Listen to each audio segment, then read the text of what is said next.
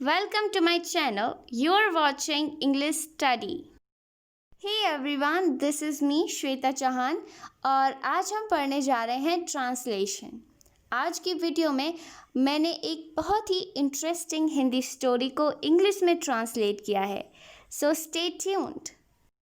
एक घर में दो बिल्लियां रहती थीं। एक दिन बिल्लियां पास के ही गांव के एक घर में से एक रोटी उठा लाईं। दोनों बिल्लियां उस एक रोटी को आपस में बांटकर खाना चाहती थीं, इसलिए उन्होंने रोटी के दो टुकड़े कर दिए। किंतु वे दोनों एक दूसरे के टुकड़े को बड़ा बताकर झगड़ने लगी। बंदर बिल्लियों का तमाशा दूर बैठे देख रहा था। वह उनके पास आकर बोला, लड़ो मत, मेरे पास एक तराजू है। मैं उस तराजू से तौलकर तुम दोनों को बराबर बराबर रोटी दे दूंगा। थोड़ी देर बिल्लियों ने इस बात पर विचार किया और फिर दोनों बिल्लियां बंदर की बात से सहमत हो गईं। बंदर झट से तराजू ले आया। दोनों बिल्लियों ने अपने अपने टुकड़े बंदर को दे दिए। बंदर ने दोनों टुकड़ों को तोलना शुरू कर दिया। बंदर ने दोनों तरफ को ध्यान से देखा तो पाया कि एक तरफ वज़न ज़्यादा था और दूसरी तरफ कम। बंदर ने बड़ी ही होशियारी से जिस तरफ वज़न अधिक था उस ओर रखे टुकड़े से एक टुकड़ा तोड़ा और खा लिया। ऐसा करने पर दूसरी ओर वज़न अधिक हो गया। बंदर ने दूसरी ओर से भी एक टुकड़ा तोड़ा और खा लिया। इससे टुकड़े और छोटे हो गए। बंदर बार बार यही करता रहा। अब बिल्लियां समझ गईं कि इस तरह तो बंदर धीरे धीरे सारी रोटी खा जाएगा। इसलिए बिल्लियों ने बंदर से कहा कि हमारी रोटी हमें वापस दे दो, हम स्वयं ही बंटवारा कर लेंगे। तब बंदर बोला, मैंने तुम्हारे लिए अपना कीमती समय बर्बाद किया है, तुम्हें इसकी कीमत तो चुकानी ही होगी। ये कहकर बंदर सारी रोटी खा गया। बेचारी बिल्लियां देखती रह गईं। अब दोनों ही बिल्लियों को ये बात अच्छे से समझ आ चुकी थी कि आपसी झगड़े खुद ही सुलझा लेने चाहिए, नहीं तो कोई तीसरा फ़ायदा उठा सकता है। तो ये है हमारी आज की इंटरेस्टिंग हिंदी स्टोरी, जिसको हम इंग्लिश में ट्रांसलेट करेंगे। So let's start. एक घर में दो बिल्लियां रहती थीं। ती थी, ते थे, ये पास्ट इंडेफिनिट सेंटेंस की पहचान करा रहा है। So there were two cats lived in a house. Live यानी रहना और सेंटेंस है पास्ट इंडेफिनिट से, तो हम वर्ब की सेकेंड फॉर्म लगाएंगे। देयर वर टू कैट्स, दो बिल्लियाँ थीं, एक घर में रहती थीं। एक दिन बिल्लियाँ पास ही के गांव के घर से एक रोटी उठा लाईं। एक दिन, वन डे। ये सेंटेंस भी हमारा पास्ट इंडेफिनिट से है क्योंकि वाक्य के अंत में आ रहा है ई, और जहाँ पर भी आ, ई, या, ई, ता, था, ती, थी आती हैं तो वो सेंटेंस पास्ट इंडेफिनिट के होते हैं। अब इसको बनाते हैं। सब्जेक्ट है बिल्लियाँ यानी कैट्स। सब्जेक्ट के बाद हम लगाएंगे वर्ब, और वो भी सेकेंड फॉर्म के साथ। वर्ब है लाना, जिसको हम इंग्लिश में कहते हैं ब्रिंग, और इसकी सेकेंड फॉर्म होगी ब्रॉट। Cats brought. अब होता है ऑब्जेक्ट। ऑब्जेक्ट है रोटी। रोटी उठा कर लाया। किसे उठा कर लाया? रोटी। तो रोटी को हम इंग्लिश में कहेंगे a loaf. Cats brought a loaf. फिर जो भी बाकी का सेंटेंस है उसे हम इंग्लिश में बना देंगे पास ही के गांव के घर से। From the nearby village house. Nearby यानी पास ही। Cats brought a loaf from the nearby village house. बिल्लियाँ पास ही के गांव के घर से एक रोटी उठा लाईं। दोनों बिल्लियाँ उस एक रोटी को आपस में बांटकर खाना चाहती थीं यानी past indefinite. Okay, so both cats, दोनों बिल्लियाँ, बोथ कैट्स, चाहना यानी वांट, और हम लगाएंगे वांट की सेकेंड फॉर्म जो होगी wanted. Both cats wanted to share one loaf together. Share यानी बांटना। Both cats wanted to share one loaf. दोनों बिल्लियाँ एक रोटी को बांटना चाहती थी टुगेदर यानी आपस में, साथ में। इसलिए उन्होंने रोटी के 2 टुकड़े कर दिए। इसलिए की इंग्लिश होगी सो को हम कहते हैं इसलिए। उन्होंने रोटी के 2 टुकड़े कर दिए, ये टेंस भी है पास्ट इंडेफिनिट से। So they made 2 pieces of bread. Pieces यानी टुकड़े, और रोटी को हम इंग्लिश में ब्रेड भी कह सकते हैं, लोफ भी कह सकते हैं। So they made 2 pieces of bread. किंतु वे दोनों एक दूसरे के टुकड़े को बड़ा बताकर झगड़ने लगी।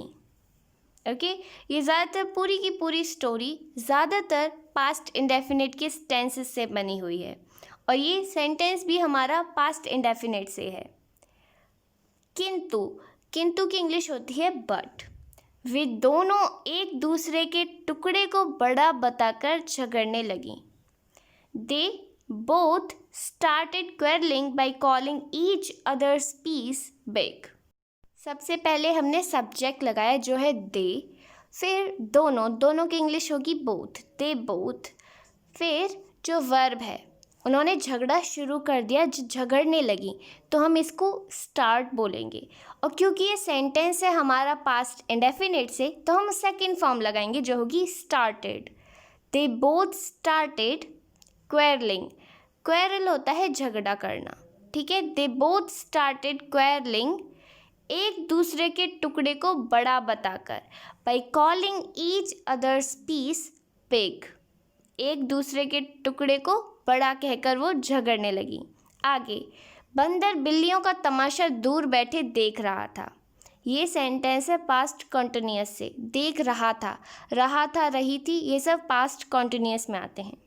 सबसे पहले हम इसके सीक्वेंसेस सेंटेंस को बनाते हैं। सबसे पहले हम लगाएंगे सब्जेक्ट जो है बंदर यानी मंकी।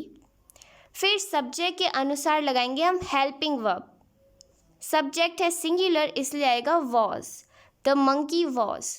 फिर वर्ब देखना को हम इंग्लिश में कहेंगे watch. The monkey was watching, बिल्लियों का तमाशा, दूर बैठे देख रहा था वो, बिल्लियों का तमाशा यानी the spectacle of cats. Spectacle यानी तमाशा ऑफ कैट्स। सिटिंग अवे, दूर बैठकर बिल्लियों का तमाशा देख रहा था। The monkey was watching the spectacle of cats sitting away.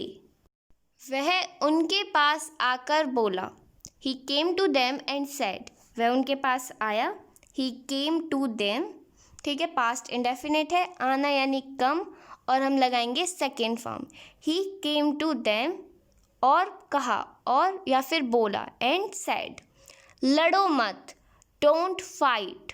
Fight यानी लड़ना, डोंट फाइट। मेरे पास एक तराजू है। I have a scales. Scales को हम बोलते हैं तराजू। Okay, I have a scales. मैं उस तराजू से तोलकर तुम दोनों को बराबर बराबर रोटी दे दूंगा। ये सेंटेंस है हमारा किसका, फ्यूचर इंडेफिनिट से। दे दूंगा, गागी गे फ्यूचर इंडेफिनिट में आते हैं। ओके, अब सबसे पहले हम लगाएंगे सब्जेक्ट जो है मैं, आई विल वेग, मैं तोलूंगा, ठीक है। सबसे पहले लगाएंगे सब्जेक्ट, फिर हेल्पिंग वर्ब और फिर वर्ब। आई विल वेग, वेग यानी तोलना। आई विल वेग विद दैट स्केल्स, मैं उस तराजू से तोलूंगा। एंड और गिव यू इक्वल ब्रेड्स, और तुम्हें बराबर रोटी दे दूंगा। गिव यानी देना, इक्वल यानी बराबर। गिव यू इक्वल ब्रेड, तुम्हें बराबर रोटी दे दूंगा। थोड़ी देर बिल्लियों ने इस पर विचार किया। थोड़ी देर की इंग्लिश होगी फॉर अ वाइल। थोड़ी देर के लिए फॉर अ वाइल, बिल्लियों ने इस पर विचार किया। सेंटेंस है पास्ट इंडेफिनिट से। सबसे पहले हम लगाएंगे सब्जेक्ट जो है बिल्लियाँ, द कैट्स। फिर वर्ब क्रिया क्या है, विचार करना। विचार करना को हम इंग्लिश में कहते हैं कंसीडर। ओके, कंसीडर यानी विचार करना, विचार विमर्श करना। The cats considered it, considered क्यों लगाई, आपको अभी तक आइडिया मिल गया होगा, क्योंकि सेकंड फॉर्म लगती है पास्ट इंडेफिनिट में। और फिर एंड देन बिल्लियाँ बंदर की बात से सहमत हो गईं, दोनों बिल्लियाँ। Two cats agreed with the monkey. Two cats, दोनों बिल्लियाँ, एग्री यानी सहमत होना, इस सेंटेंस में हम सेकंड फॉर्म लगाएंगे। The two cats agreed with the monkey, बंदर से सहमत हो गईं। बंदर झट से तराजू ले आया। The monkey quickly brought the scales, झट से यानी जल्दी से, ले आया पास्ट इंडेफिनिट, ऊपर से लाना को हम इंग्लिश में बोलते हैं ब्रिंग, और जब सेकंड फॉर्म होगी brought. The monkey quickly brought the scales. Okay, quickly को आप सेंटेंस के यानी स्केल्स के बाद में भी लगा सकते हैं। The monkey quickly brought the scales. दोनों बिल्लियों ने अपने अपने टुकड़े बंदर को दिए। Both cats gave their pieces to the monkey. Both cats, दोनों बिल्लियाँ, gave their pieces to the monkey, अपने अपने टुकड़े उस बंदर को दे दिए। पीस यानी टुकड़े। बंदर ने दोनों टुकड़ों को तराजू में रखा। Okay, the monkey kept both the pieces in the scales. The monkey kept, sentence है पास्ट इंडेफिनिट से, रखना को इंग्लिश में कहते हैं कीप, और सेकेंड फॉर्म हो जाएगी केप्ट। द मंकी केप्ट, बंदर ने रखा, बोथ द पीसेस, दोनों टुकड़ों को, इन द स्केल्स, तराजू में। The monkey kept both the pieces in the scales, और तोलना शुरू कर दिया। तोलना को इंग्लिश में कहते हैं हम वेग, एंड स्टार्टेड वेगिंग। ओके, तोलना शुरू कर दिया, स्टार्टेड वेगिंग। बंदर ने दोनों तरफ ध्यान से देखा। ये सेंटेंस है हमारा पास्ट इंडेफिनिट से। सबसे पहले सब्जेक्ट द मंकी, फिर वर्ब देखना यानी लुक, और वर्ब की आएगी second form. The monkey looked carefully at both the sides. The monkey looked, बंदर ने देखा, केयरफुली, ध्यान से, सावधानी से, एट बोथ द साइड्स, दोनों तरफ, और पाया, एंड फाउंड, कि एक तरफ वज़न ज़्यादा था। That the weight on one side was high. Weight यानी वज़न, भार, ऑन वन साइड, एक तरफ वज़न ज़्यादा था। And less on other, less यानी कम, दूसरी तरफ कम था, लेस ऑन अदर। बंदर ने बड़ी ही होशियारी से जिस तरफ वज़न अधिक था उस ओर रखे टुकड़े से एक टुकड़ा खा लिया। द मंकी क्लेवरली, क्लेवरली यानी होशियारी से, चतुराई से। The monkey cleverly ate, ate यानी खाना, क्योंकि पास्ट इंडेफिनिट है तो हम एट की सेकंड फॉर्म लगाएंगे जो है ate. The monkey cleverly ate a piece, बंदर ने होशियारी से एक टुकड़ा खा लिया। From the piece on which the weight was high, उस टुकड़े से जिसमें वज़न अधिक था। इसके कारण दूसरी ओर वज़न अधिक हो गया। ड्यू टू दिस, ड्यू यानी के कारण, ड्यू टू दिस, इसके कारण, the weight on other side became more, दूसरी तरफ वज़न ज़्यादा हो गया। मोर यानी अधिक, ज़्यादा। बंदर ने दूसरी ओर से भी एक टुकड़ा खा लिया। The monkey also ate a piece from the other side. The monkey also ate a piece, monkey ने एक टुकड़ा भी खा लिया, और भी खा लिया, फ्रॉम द अदर साइड, दूसरी तरफ से। इससे टुकड़े और छोटे हो गए। It made the pieces smaller, ठीक है, इस ऐसा करने से टुकड़े और भी छोटे हो गए। It made the pieces smaller, smaller यानी छोटा। बंदर बार बार यही करता रहा। The monkey was doing this again and again, again यानी बार बार। The monkey was doing this, बंदर यह कर रहा था, अगेन एंड अगेन यानी बार बार। अब बिल्लियाँ समझ गईं। Now the cats understood. अब यानी नाउ बिल्लियाँ समझ गईं। सिंपल सा सेंटेंस है पास्ट इंडेफिनिट से। The cats understood. अंडरस्टैंड का मतलब होता है समझना, और अगर अंडरस्टैंड की हम सेकेंड फॉर्म लगाएंगे तो ये होगा अंडरस्टूड। कि इस तरह तो बंदर धीरे धीरे सारी रोटी खा जाएगा। That the monkey would gradually eat all the bread. The monkey would gradually यानी धीरे धीरे। The monkey would gradually eat all the bread. इस तरह बंदर धीरे धीरे सारी रोटी खा जाएगा।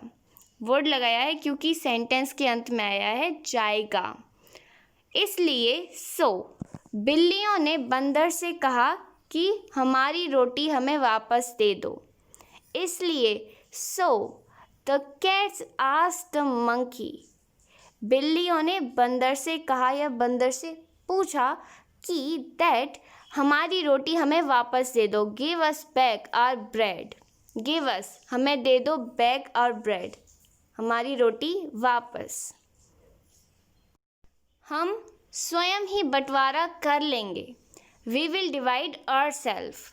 ठीक है, फ्यूचर इंडेफिनिट से है। We will divide ourselves.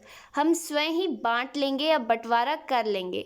Ourselves यानी हम खुद ये कर देंगे। वी के साथ आवरसेल्फ लगता है। तब बंदर बोला। Then the monkey said.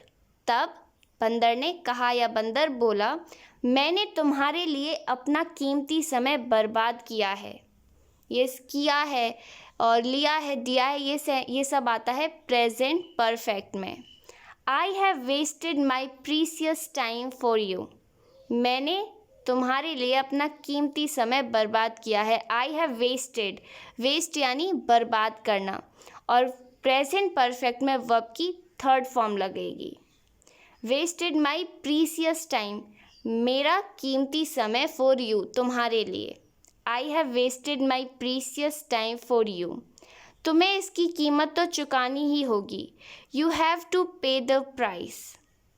ठीक है, चुकानी ही होगी मतलब तुम ऐसा करने पर मजबूर हो। इसके लिए हम इंग्लिश में करेंगे have to. You have to pay the price. तुम्हें इसकी कीमत चुकानी होगी। पे द प्राइस यानी कीमत को चुकाना। यह कहकर बंदर सारी रोटी खा गया। The monkey ate all the bread by saying this. The monkey ate all the bread. बंदर सारी रोटी खा गया by saying this, ऐसा कहकर। अब दोनों ही बिल्लियों को यह बात अच्छे से समझ आ चुकी थी। Now both the cats had understand it well. Both the cats, दोनों ही बिल्लियाँ, had understand it well, यह बात समझ चुकी थी या ये बात समझ में आ चुकी थी कि आपसी झगड़े खुद ही सुलझा लेने चाहिए। That mutual conflict should be solved by oneself. Mutual conflict यानी जो आपस के होते हैं, जो 2 या 3 या फिर ज़्यादा लोगों के बीच की बातें होती हैं, बीच के झगड़े होते हैं, कन्फ्लिक्ट यानी झगड़े, should be solve by one self, खुद ही सुलझा लेने चाहिए, नहीं तो otherwise a third can take advantage, तीसरा फ़ायदा उठा सकता है। A third can take advantage, advantage यानी फ़ायदा। Well, this is the end of the video. If you like, then hit the like button and subscribe my channel for more informative and interesting video like this.